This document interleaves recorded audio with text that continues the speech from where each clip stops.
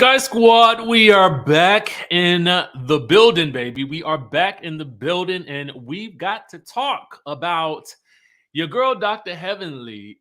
Typically we try to either recap, Candy speak on it or Dr. Heavenly and her review after the episode of Married to Medicine. I have not really gotten an opportunity to sit down in full and listen to either one of them because it's been quite busy for my own schedule, but we do have a little bit of intel, okay, on what her stance on the not the melody, but the Sheree and the Martell of it all. And then we got some disturbing news about Wendy Williams that we must discuss. So listen, if you haven't subscribed to the channel, go ahead and do so. Hit that notification bell button. We will have word on a new texting community soon. For those of you guys who are fans of the old texting community, essentially, I just didn't like how some things were working out behind the scenes.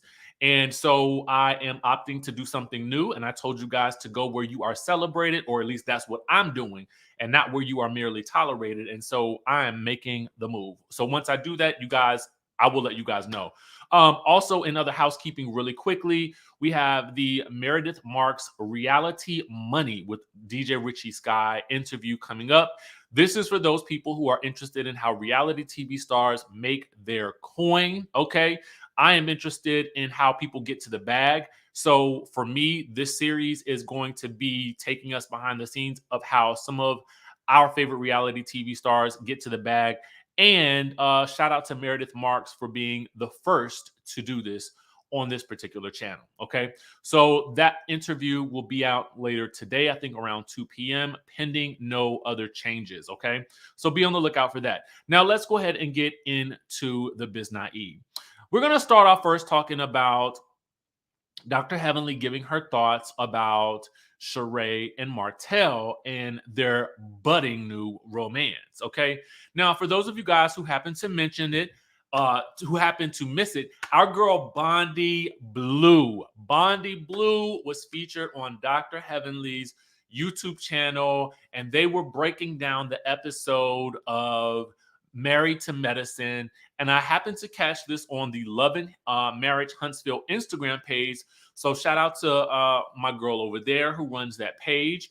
And also shout out to our girl Bondi Blue, because she is everything to me. I love her opinions. She's beautiful. She's a queen. And I love the fact that she got with Dr. Heavenly and they were able to break down this episode. So please make sure you guys are following Bondi, and make sure you guys are following Dr. Heavenly as well, so you guys can get the breakdown on everything that, Dr. Heavenly, I feel like what Candy and Dr. Heavenly do is so good, because it helps us fill in the gaps on what we don't see on reality TV shows.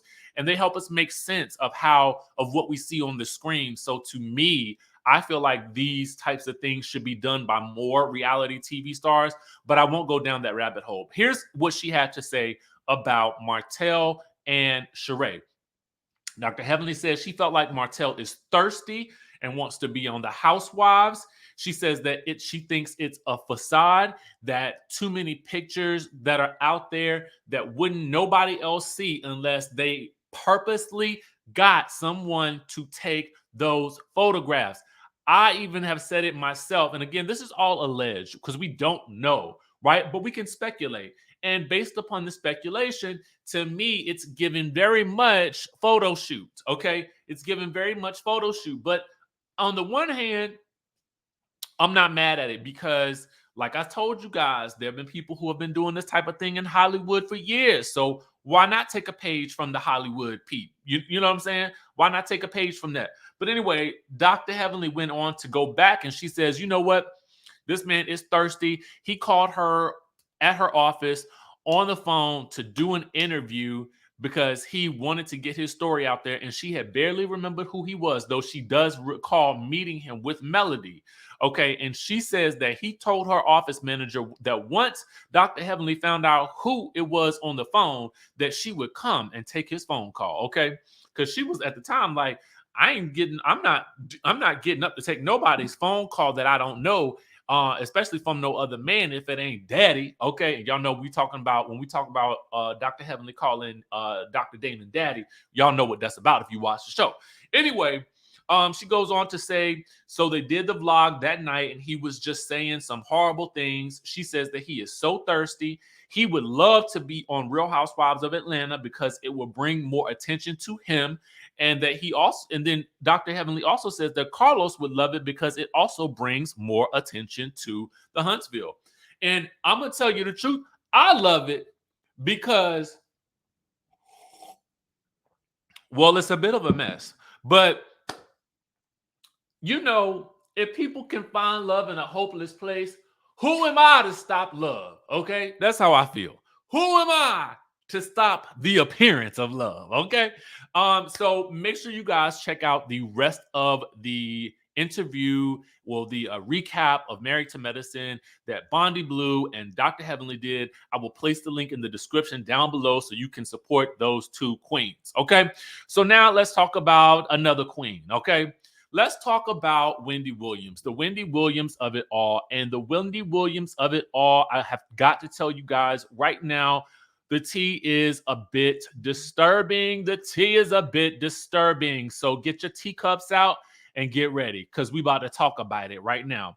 So, of course, our friends over at the Jasmine brand happened to post this news, and I had to talk about it because, you know, we talk about Wendy on this channel because we have a love for Wendy, genuine love for it, especially, you know, I gotta admit to you guys, I wasn't necessarily a big fan in her radio days, but I became a fan once she got on once she was doing her show because I'm a very visual person. It is just as of late that I've gotten into podcasts and stuff like that.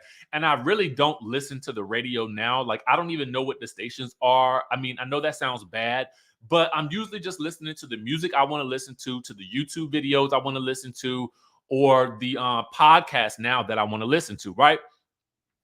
And so I don't even know how I got to this, but anyway, let's go on. The news says, okay, Wendy Williams' son allegedly charged $100,000 on her Amex card before her bank accounts froze.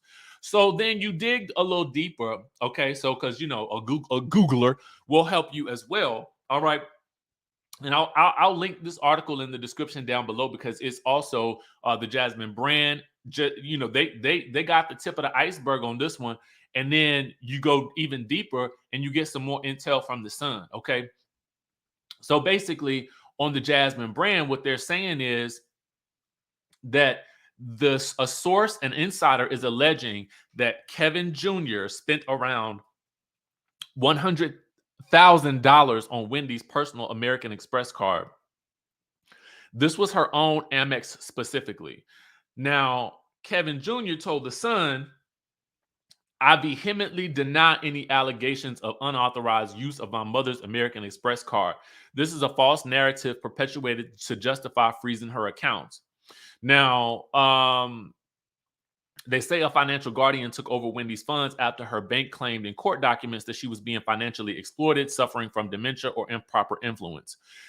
Okay, so let's actually look at the situation for, I mean, with I would say as a set of unbiased eyes. I don't know why. Well, here's the thing.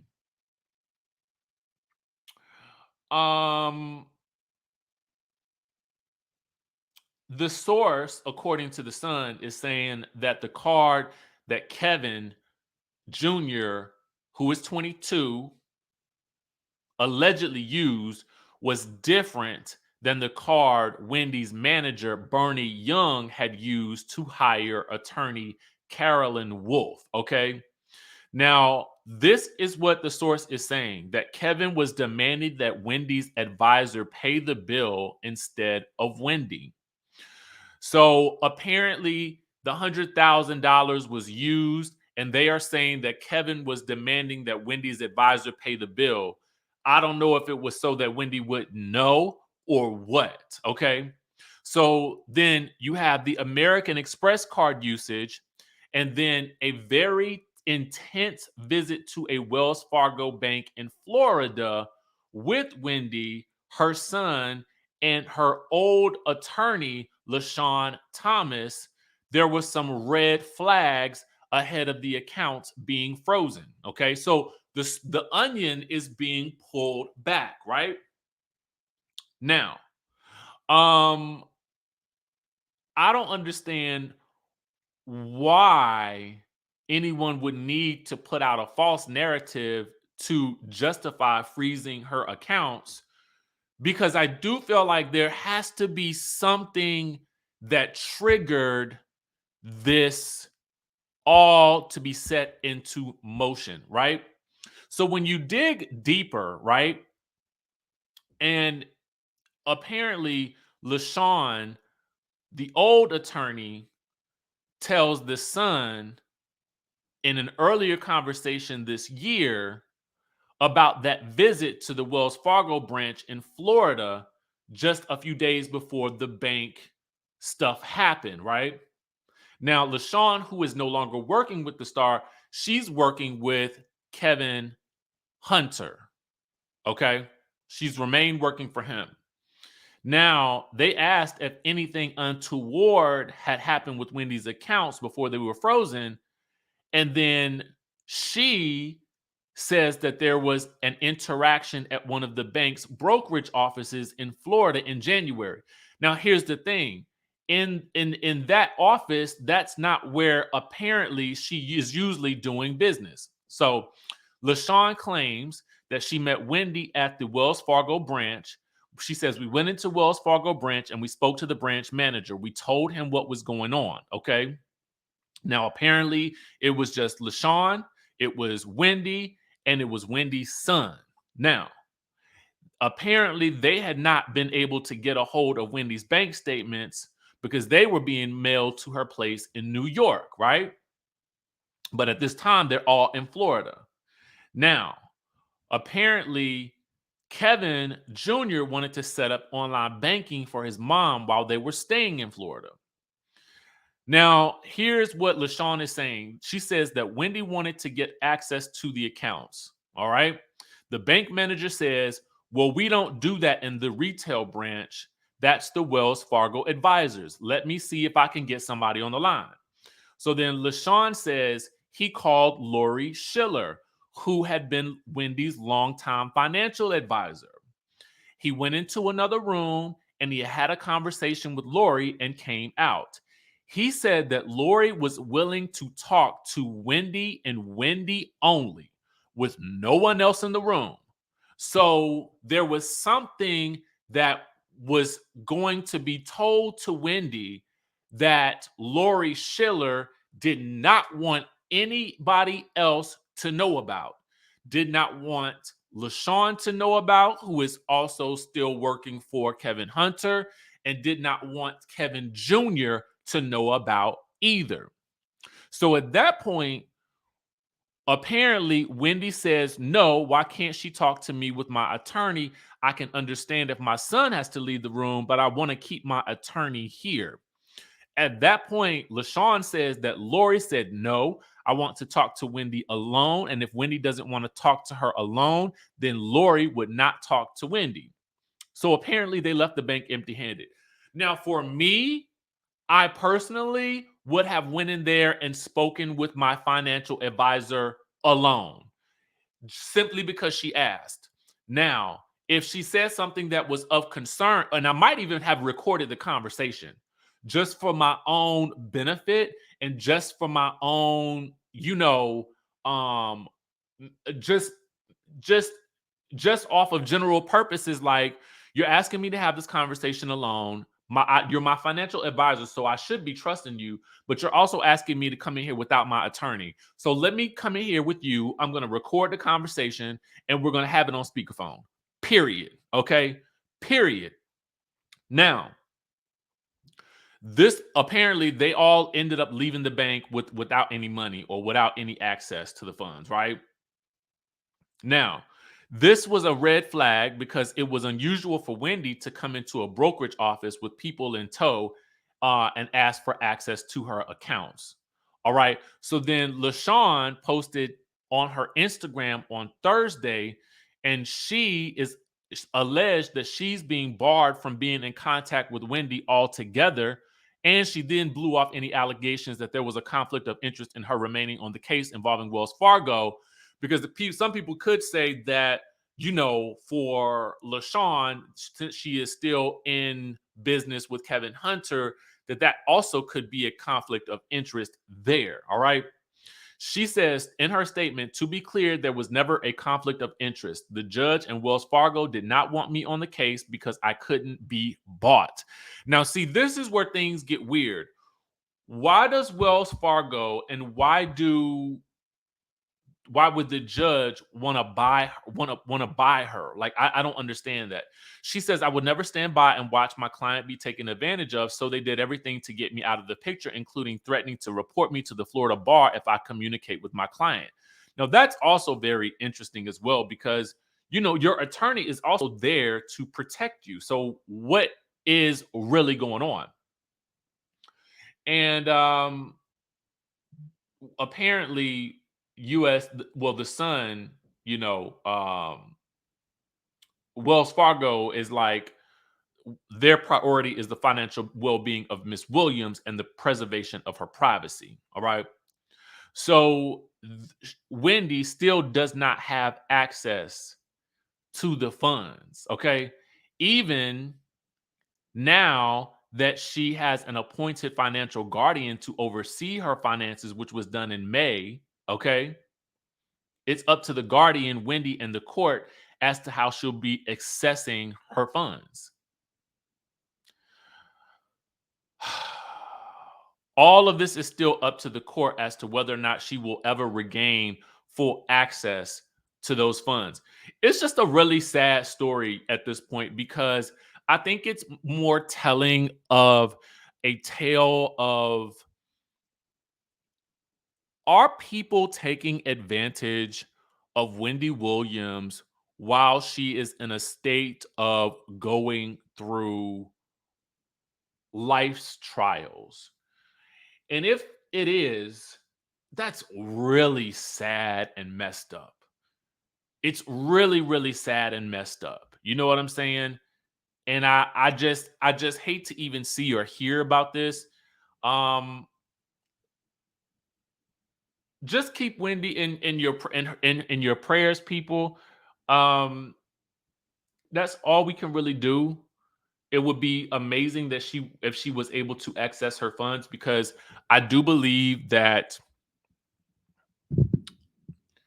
obviously we want her to be protected in her financial space, but we also want her to have the freedom to access her funds as she chooses, because they are hers to access, period. So anyway, that's the news for today. I know it was rather long, but we had a lot to cover. So listen, guys, I don't know. Let me know your thoughts in the comment section down below.